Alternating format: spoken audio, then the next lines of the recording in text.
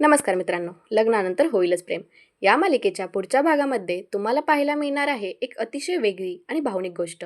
या भागामध्ये आपण पाहतो की जीवा थेट रिक्षावाला बनलेला आहे, फक्त नंदिनीसाठी. नंदिनीला परत सासरी घेऊन जाण्यासाठी. जीवाने एक सुंदर अशी रिक्षा सजवलेली आहे आणि तो तिला घ्यायला येतो. जीवा अगदी रोमॅन्टिक पद्धतीने नंदिनीला हाक मारतो. नंदिनी ये ना, या आवाजात प्रेमात तो हाक मारतो. आशा आहे आणि खूप सारा विश्वास आहे जीवाचा यामध्ये.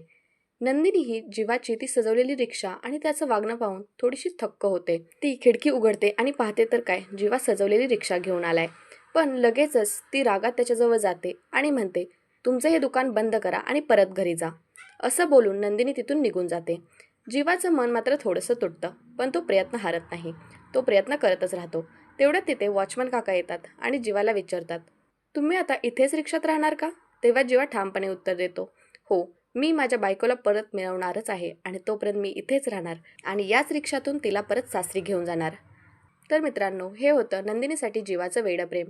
नंदिनी जीवाचं हे प्रेम समजून घेणार का, की अजूनही ती त्याच्यावर रागवणार?